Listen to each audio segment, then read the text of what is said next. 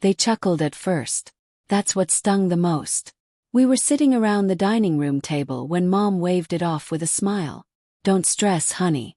Your brother's just crashing at your place for a while. Dad smirked like it was harmless.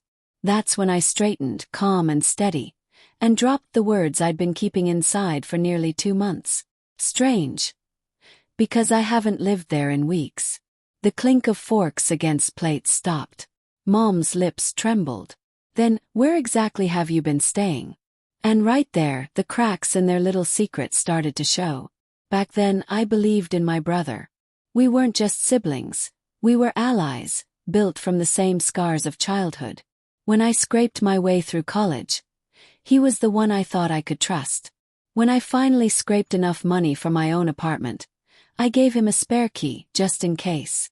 At first, he only used it now and then, sleeping on the couch after late nights. I didn't mind. That's what family does. But trust, it can blind you.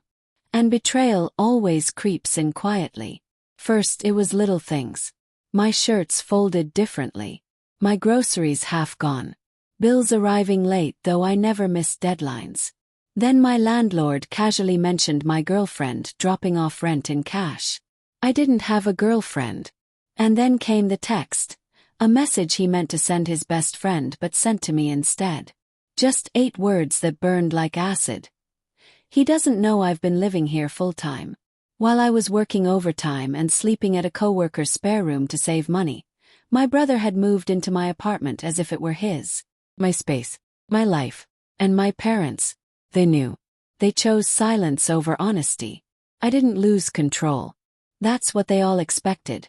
A screaming match, maybe a fist slammed against the table. But instead I planned. I transferred the lease fully into my name.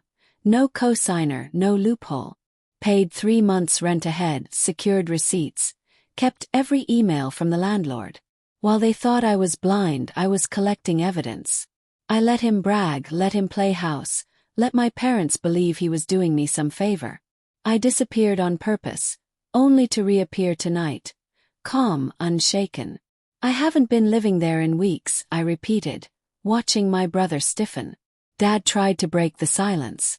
So then, where are you staying? I leaned back and said it slow, deliberate. In a place that's mine. Oh, mine. Then I slid a thick envelope across the table.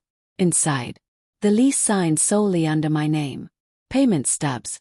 The landlord's written statement confirming I was the only legal tenant. My brother's jaw slackened. Mom whispered, "You mean all this time?" Yes, I cut in. All this time he's been stealing my home. And you've both helped him hide it. My brother stammered, muttering something about family and sharing. But his voice cracked, his hands shook. He knew the truth had landed. I locked my eyes on him. You didn't just borrow a roof. You tried to erase me from it. And you laughed while doing it. Silence fell heavy. No excuses left to hide behind. The next morning, I walked into my apartment with the landlord by my side. His things were already packed, stacked outside the door. Locks changed within hours. His pleading, his tears. None of it mattered anymore. The key that clicked in my lock was mine, and only mine. My parents called later, furious at first. How could you be so cruel to your own brother? But I didn't waver. I reminded them whose name was on the lease, whose money kept the lights on, whose trust had been stolen. Over time the calls slowed. Their silence said enough. They realized they had defended the wrong child.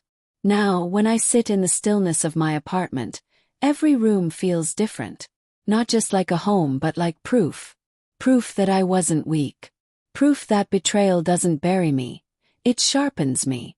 Do I miss my brother, the version of him I thought I knew? Sometimes. But betrayal leaves scars deeper than blood. What I feel now isn't grief, it's clarity.